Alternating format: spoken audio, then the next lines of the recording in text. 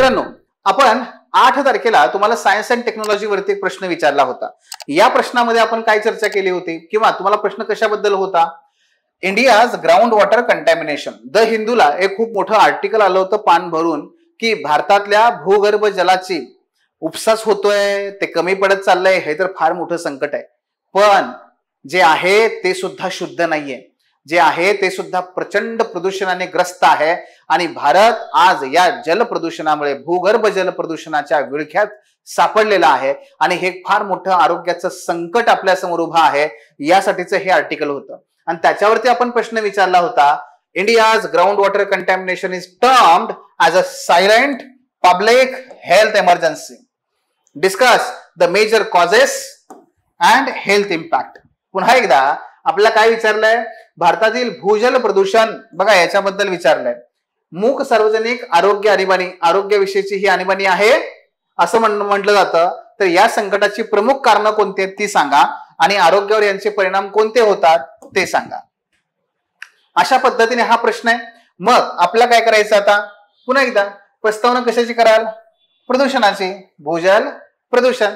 बघा, भूजल प्रदूषण म्हणजे पाण्यातील रासायनिक, जैविक सुद्धा, मेलेली माणसं गंगेमध्ये टाकले जातात ना, मेलेली जनावरं, हे सुद्धा ते प्रदूषण होतं, विष बनतं ते पुढे.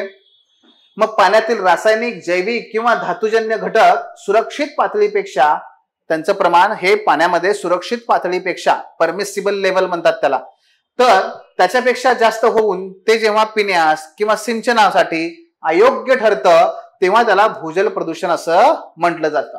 भारतामध्ये हे संकट मूक सार्वजनिक आरोग्याची आणीबाणी म्हणून ओळखली जाते, कारण हे अदृश्य आहे, याची कुणाला जाणच नाहीये. हळूहळू हे विकसित होत आहे, अतिशय स्लो आणि अपरिवर्तनीय.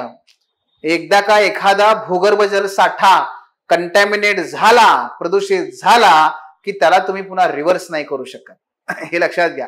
नदीचं पाणी तरी किमान ते सागराला जाऊन वाहतंय, नव्या नदीमध्ये पुन्हा नवीन पाणी येतंय. भूगर्भ जल जे आहे ते नवं कुठून येते हो? ते साठलेलं आहे हजारो वर्षांपासून. ते कसं बदलवायचं? इरिव्हर्सिबल प्रोसेस आहे ही, आणि म्हणून ते फार घातक आहे. आता बघूया त्याची कारणं काय आहेत, कुठल्या कारणामुळे हे सगळं घडतंय. पहिला आहे कृषी, शेती. येस, या शेतीमध्ये ज्या पद्धतीने आपण आधुनिक म्हणतोय पण रासायनिक द्रव्यांचा, खतांचा वापर करतोय, त्यामुळे नायट्रेटची गळती त्यातून होते. ते पाणी काय होतं? झिरपायला लागतं, भूगर्भ जलामध्ये नायट्रेट मिसळतो. फॉस्फेट खतांच्या अतिवापरामुळे काय होतं? युरेनियम, हे युरेनियम जे आहे ते काय होतंय? ते त्याची हालचाल होते, ते पर्कोलेट होतं आणि ते साठायला लागतं पाण्यामध्ये. कीटकनाशकांचा वाहून जाणारा अंश, तुम्ही झाडावर कीटकनाशक मानताय, पावसाच्या पाण्यामुळे ते पुन्हा जमिनीत जात आहे आणि जमिनीत जाऊन जाऊन साठायला लागतंय आणि त्याच्यामधून विषारी रसायनं ही भूगर्भामध्ये आता मिसळायला लागलेली आहेत. ते आहे कृषी हे कारण. दुसरं औद्योगिक कारण बघा, अनियंत्रित औद्योगिक निचरा. आपल्याला माहितीये की ते कानपूर यासाठी फार इनफेमस आहे, पण कानपूरच का? आपली पंचगंगा मेली की भारतातल्या आणि महाराष्ट्रातल्या नद्या ह्या मेलेल्या आहेत. का मेल्या? कारण कारखान्यामधून सोडला जाणारा जो काही सांडपाणी असतं हे कधीही ट्रीटच केलं जात नाहीये, ते प्रक्रियेत त्याच्यावरती होत नाहीये. आमच्या म्युन्सिपालिटी मधून पडणारं पाणी ट्रीटच केलं जात नाही, त्यामुळे हे सगळं पाणी नद्यामध्ये, नद्यांच्या माध्यमातून ते भूगर्भामध्ये साठत जातं. ते सुद्धा महत्वाचं कारण आहे. त्याचबरोबर झिरो लिक्विड डिस्चार्ज म्हणजे कारखान्यामधून ज्या पद्धतीने जे पाणी लीक होतं, सांडपाणी, झिरो लिक्विड डिस्चार्ज, ते कुठल्याही प्रकारे ते झालं नाही पाहिजे. पण तुम्ही बघा, गंगा, यमुना ह्या नद्यांची अवस्था काय, पंचगंगेची अवस्था काय आहे. आणि भूमिगत इंधन टाक्यामधून गळती. अनेक ठिकाणी पेट्रोल पंपाचं उदाहरण घ्या साधं. कुठे असतात टाक्या? भूमिगत असतात, त्यातून त्या लीक झाल्या की त्यातून पण ते होत जातं. हे अनेक ठिकाणी असं होत आहे आणि म्हणून हे दुसरं कारण आहे. तिसरं, घरगुती व स्वच्छतेच्या समस्या. गळती होणाऱ्या सेप्टिक टाक्या, उघडी गटार. सेप्टिक टँक माहितीये तुम्हाला? जे आपण शौचालयाला जातो बऱ्याच ठिकाणी जे कसे असतात, ते जे शौच खड्डे असतात बघा, ते शौच खड्डे आणि ते शोषून घेणारे खड्डे, ह्या सगळ्या बाबी. मग तिथून काय होत आहे? जे वेगवेगळ्या प्रकारचे आजारी असणारे लोक किंवा जे काही लोक वेगवेगळ्या व्हायरल इन्फेक्शन किंवा इतर काही इन्फेक्शन झालंय, त्यांचं जे मल आहे, ते मूत्र आहे, ते त्या सेफ्टी टँक मधून खाली निसते, काय होते? त्याचं गळती होते आणि ती भूगर्भ जलामध्ये पाणी जाऊन ते मिक्स होत आहे. ह्याने सुद्धा काय होतंय, भूजल प्रदूषण वाढत चाललेलं आहे.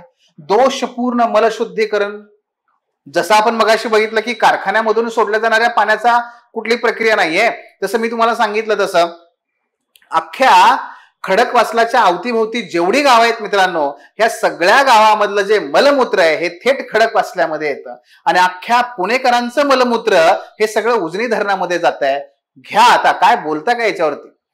हे अशाच पद्धतीने सगळं पाणी खालती पण चाललंय, ते जमिनीमध्ये पण मुरतंय आणि तिथून सुद्धा काय होतंय, ते भूजल प्रदूषणासाठी कारणीभूत ठरलेलं आहे. चौथा घटक आहे भौगोलिक घटक. नैसर्गिकरित्या आर्सेनिक, फ्लोराईड, युरेनियमचं अस्तित्व असणं होतं, म्हणजे नाही म्हणलं तरी पृथ्वीमध्ये, पृथ्वीच्या भूकवचामध्ये हे सगळे घटक आहेतच की हो. मग पाऊस पडला की पावसाच्या पाण्यासोबत ते काय होतं, सगळं खाली पर्क्युलेट व्हायला लागतं आणि पर्क्युलेट होऊन त्या भूगर्भ जलामध्ये ते मिक्स होतं. त्यामुळे सुद्धा हे होत आहे, त्यामुळे सुद्धा हे विषारी घटक त्या ठिकाणी मिसळतात. बर, मग भूजलाचा अतिवापसा काय होत आहे, आपण पाणी प्रचंड मोठ्या प्रमाणात भूगर्भ जलातून उपसा करतोय. अनेक शहरामध्ये rain water harvesting system cooperative सोसायटीना कंपल्सरी आहे, कुणीही करत नाही. प्रत्येक जण काय करतो, बोरवेल लावतो, पाणी उपसा करतो, टँकरद्वारे पाणी आणायचं. टँकर कुठून आलं, ते सुद्धा बोरवेल मधूनच आहे. पाण्याचा प्रचंड उपसा झालाय, विशेष करून हे हरित पट्ट्यामध्ये तर फार मोठ्या प्रमाणात आहे. हे हरित पट्ट्यामध्ये हे खूप मोठ्या प्रमाणात आहे, जेणेकरून काय होतं, रिकामी झालेली जी काही भूगर्भ ज्या पोकळ्या आहेत, मग त्याच्यामध्ये पुन्हा ज्या वेगवेगळ्या माध्यमातून पाणी तिथं पोहोचतंय, जे दूषित पाणी आहे आणि ते सुद्धा तिथे राहतंय. शासन आणि नियामकाच्या त्रुटी, म्हणजे आपल्याकडे भूगर्भ जलासंदर्भात, प्रदूषणासंदर्भात जेवढ्या काही वेगवेगळ्या बॉडीज आहेत यांच्यामध्ये समन्वय नाही. जसं की बघा, जलशक्ती मंत्रालय असेल किंवा केंद्रीय प्रदूषण नियंत्रण मंडळ, राज्य प्रदूषण नियंत्रण मंडळ, ह्यांच्यामध्ये कुठल्याही प्रकारचा समन्वय नाही. परिणामी यावरती नियंत्रणच कुणाचं नाहीये. हा जो कायदा आहे जल अधिनियम 1974, त्याच्या अंतर्गत ज्या काही प्रचंड ताठर आणि कडक अशा तरतुदी आहेत की नाही, ते काही अंमलात येत नाहीत, पण त्या सगळ्या तरतुदी या भूगर्भ जलाला लागूच होत नाहीत. लागू झाल्या तर अत्यंत मर्यादित स्वरूपात त्या लागू होतात, परिणामी त्याचा फायदा होत नाही. मग याचा परिणाम काय होतोय आरोग्यावरती? पहिला, फ्लोराईड. फ्लोराईडमुळे काय झालंय तर 230 जिल्ह्यात 66 दशलक्ष लोक यामुळे प्रभावित आहेत. अस्थि विकृती, वाढ खुंटणं. दुसरा, आर्सेनिक, कर्करोगाचा उच्च धोका, त्वचेवरती रॅशेस येणं, गँग्रेन, श्वसनाचे आजार. काही जिल्ह्यामध्ये तर WHO मर्यादेपेक्षा 4000 पटीने जास्त आहे आर्सेनिक. बघा, नायट्रेट, ब्ल्यू बेबी सिंड्रोम, ज्यामध्ये शिशूमध्ये हा निर्माण होतो, 56% याच्यामुळे असुरक्षित आहेत. युरेनियम, अवयवांचे दीर्घकालीन नुकसान. माळवा भागामध्ये विशेष करून हा प्रश्न आहे. जड धातू, शिसे, कॅडमियम, क्रोमियम, पारा यासारखे जे आहेत यांच्यामुळे काय होत आहे, मज्जासंस्थांच्या विकासावरती परिणाम होतोय आणि जे रोगजनक म्हणजे काय, ज्याच्यामुळे जंतू संसर्ग होतो आणि आपण आजारी पडतो, जसं कॉलरा, हेपेटायटिस ए, ई यासारख्या साथी पसरतात. हे सगळे परिणाम आहेत, हे आरोग्यावरती होणारे परिणाम आहेत, हे या भूगर्भ जलाचे परिणाम आहेत, हे लक्षात घ्या. आणि म्हणूनच आपण शेवटी मग याचा निष्कर्ष काय करणार बघा. भारत सरकारने टीका भारत सरकारवर केलीच, पण भारत सरकार प्रयत्नही करते हे सांगायचं. शासनाच्या उपाययोजनांच्या माध्यमातून तुम्ही काय करू शकता, कन्क्लुजन लिहू शकता. जसं की जलजीवन मिशन, राष्ट्रीय जल गुणवत्ता उपक्रम यासारख्या माध्यमातून सरकार काम करतच आहे. पण त्यासोबतच जर सेन्सर आधारित निरीक्षण, भूजल पुनर्भरण, सेंद्रिय शेतीला प्रोत्साहन, ग्रामस्तरीय पाण्याची चाचणी केंद्र उभा केली तर हा प्रश्न अधिक लवकर सुटेल. लोक चळवळीचं रूप आलं तर अधिक लवकर हा प्रश्न सुटेल. असं एक आशादायी आपण आणि वेगवेगळ्या उपाययोजना सांगणारं, innovative, out of the box तर सांगितलं तर डेफिनेटली याचा फायदा होऊ शकतो. आपल्याला मार्क्स त्या ठिकाणी जास्त मिळू शकतात. मग मित्रांनो, अशाच पद्धतीने आणखी त्यातलाच एक प्रश्न आहे बघा, थोडासा मोठा. आणि प्रश्न इथे कसा आहे, कॉन्टेंट तोच, पण प्रश्न बदलला की उत्तर कसं बदलतं हे मला तुम्हाला सांगायचंय वारंवार याच्यामध्ये. बघा कसं, ground water pollution in India is the result of weak enforcement, institutional fragmentation and over extraction. Discuss with examples and suggest a multi-pronged strategy to mitigate this challenge. भारतामधील भूजल प्रदूषण हे कमकुवत अंमलबजावणी पहिला मुद्दा, संस्थात्मक विखंडन दुसरा मुद्दा आणि अतिउपसा तिसरा मुद्दा यांचा परिणाम आहे. उदाहरणासह चर्चा करा. बहुआयामी धोरण सुद्धा सुचवा. तोच प्रश्न आहे, पण काय विचारलंय त्याच्यानुसार आता कॉन्टेंट आपल्याला द्यायचा आहे. जसं की प्रस्तावना पुन्हा तीच सेम, जशी आपण आता केलेली प्रस्तावना सेम तशीच येणार पुढे. मात्र याच्यामध्ये फक्त काय करायचं, ते जे 3 घटक आहेत ना त्यांचा उल्लेख करायचा. पुढे बघा, मुख्य भाग आपला मेन बॉडी. पहिला काय विचारलंय, कमकुवत अंमलबजावणी. मग कमकुवत अंमलबजावणी आता आपण कारण सांगितली का? नाही, आपण आता डायरेक्ट काय केलंय, त्यांनी 3 घटक विचारले, 3 घटकातला पहिला घटक घेतला, ते एक्सप्लेन करतोय. कसा बघा, अनेक राज्यात झिरो लिक्विड डिस्चार्ज धोरण हे कागदावरती आहे. धोरण आहे पण ते कागदावरती आहे.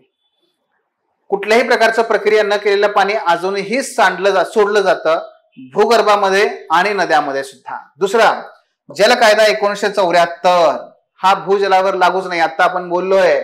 आणि तिसरं 1, 2 आणि 3 उद्योग आणि कृषी क्षेत्रावर कुठलीही त्यामुळे कारवाई होत नाही. हे काय आहे, अंमलबजावणी मधले प्रश्न. कारण शेतकरी हा अतिशय सेन्सिटिव्ह मुद्दा आहे, म्हणून कुठलाही राजकारणी त्याला हात लावत नाही. दुसरा, संस्थात्मक विघटन. बघा काय झालंय, एक बॉडी नाहीये की जे सगळ्यावरती नियंत्रण ठेवते, अनेक बॉडीज आहेत. केंद्रीय प्रदूषण मंडळ वेगळं काम, राज्य प्रदूषण नियंत्रण मंडळ वेगळं काम, जलशक्ती मंत्रालय वेगळं काम. या प्रत्येकाने चाचण्या घेणारे वेगळे आहेत, निकष ठरवणारे वेगळे आहेत. त्यामुळे काय झालं, हे सगळ्या ज्या यंत्रणा आहेत त्या विखंडित स्वरूपात आहेत, त्या एकत्र नाहीयेत. त्याच्यामुळे त्यांचा समन्वय पण नाहीये, ही अडचण आहे. आणि त्यामुळे भूजल गुणवत्तेचे निरीक्षण आणि सार्वजनिक आरोग्य विभागाची माहिती एकत्र होतच नाही. आता भूगर्भ जल हे जलशक्ती मंत्रालय, सार्वजनिक आरोग्य व कुटुंब कल्याण मंत्रालय, 2 मंत्रालयाच्या अंतर्गत समन्वयच नाहीये. अडचणी उभा राहणार नाहीत तर मग काय होणार? हा दुसरा प्रश्न आहे यातला. आणि तिसरा, अतिउपसा. आता सांगितलं मी तुम्हाला, या हरित क्रांतीचा जो पट्टा आहे याच्यामध्ये इतकं प्रचंड उपसा झालेला आहे पाण्याचा, आणि जिथे शहरं आहेत तिथे. त्यामुळे फार मोठ्या प्रमाणात भूगर्भ जलाचा हा जो उपसा झालेला आहे याच्यामुळे फ्लोराईड, आर्सेनिक, युरेनियम यासारख्या प्रदूषकांची हालचाल आणि सघनता वाढते. म्हणजे जे खाली आहे ना पाणी, त्याच्यामध्ये कुठेतरी ते साठलेले आहेत खाली. हे सगळे विषारी घटक त्या भूगर्भ जलामध्ये कुठेतरी खाली साचलेले आहेत. ते आपण अतिउपसा केल्यामुळे काय झालं, ते सगळे घटक आता वरती यायला लागलेले आहेत. हे अतिउपसाचा मुख्य मुद्दा आहे. आणि त्याचबरोबर किनारी भागामध्ये मिठाच्या पाण्याची घुसखोरी. आता किनारी भागात काय झालं, तुम्ही पाणी काढलं, उपसून पाणी काढलं की रिकामे झालेले जे काही भूगर्भ पोकळे आहेत त्या पोकळ्यामध्ये आजूबाजूचं मिठाचं खारं पाणी जाऊन त्या ठिकाणी साठायला लागतंय. झालं ते जे काही थोडंफार पाणी मिठाचं गोड पाणी आहे, झालं ते मिक्स झालं, प्रदूषित झालं. अशा पद्धतीने हे 3 मुद्दे आपल्याला या ठिकाणी सांगता येतात. मग याच्यावरती उपाय काय? पहिला उपाय, पुन्हा जी कारणं आपण मगाशी बघितली तीच उपाय असतात. पहिलं, कायदेशीर सुधारणा. भूजल संरक्षणासाठी स्वतंत्र कायदा करणं गरजेचं आहे. दुसरं, तंत्रज्ञानाचा वापर. येस, टेक्नॉलॉजी, एआयचा वापर आपण करू शकतो, सेन्सर्सचा वापर आपण करू शकतो, आणि रिअल टाइम मॉनिटरिंग करून आपल्याला त्या ठिकाणी उपाययोजना त्वरित करता येऊ शकतात. तिसरं, औद्योगिक सुधारणा. येस, प्रक्रिया करणं कंपल्सरीच केलं पाहिजे, त्याच्याशिवाय तिथे त्याचं लायसन्स टिकवायचंच नाही, बंद करून टाकणे. Zero liquid discharge. त्यानंतर कृषी सुधारणा, सेंद्रिय शेतीला प्रोत्साहन देणं. भारत सरकारने नीम कोटेड युरिया आणलेला आहे बघा. अशाच प्रकारचं आणखी इनोव्हेशन होणं गरजेचं आहे. त्याचबरोबर सामुदायिक सहभाग. मी आत्ताच म्हटलं तुम्हाला, लोक चळवळ जोपर्यंत होत नाही तोपर्यंत उपाय याच्यावरती निघत नाही. ग्रामपंचायती, शाळा, शासनाच्या योजना, जे काही जलजीवन मिशन असेल, राष्ट्रीय जल गुणवत्ता उपक्रम असेल, यांचा प्रभाव वाढवणं अपेक्षित आहे. ते करावं लागेल. या पद्धतीने आपण सांगू शकतो की या बहुआयामी धोरणांच्या माध्यमातून आपण त्या संकटावर मात करू शकतो. निष्कर्ष पुन्हा तो शेवटी आपण जो सांगितला मगाशी त्या पद्धतीने, किंवा थोडंसं वेगळा लिहायचं असेल तर की सेन्सर आधारित निरीक्षण किंवा पुनर्भरण, सेंद्रिय शेतीला प्रोत्साहन यासारख्या माध्यमातून यावरती आपण उपाययोजना करू शकतो. जर तुमच्याकडे एखादी केस स्टडी असेल, एखाद्या गावात, एखाद्या प्रदेशात एखाद्या जिल्हाधिकाऱ्यांनी काही चांगलं काम केलं असेल, तर तुम्ही ते सुद्धा इथे टाकू शकता. तेव्हा मित्रांनो, अशा पद्धतीने आपल्याला या प्रश्नाची जे भूजल प्रदूषण आहे त्याची सुद्धा चर्चा करता येते. धन्यवाद. Thanks for watching. If you found this video valuable, don't forget to like, share and subscribe our channel. The Officer, your personal mentor.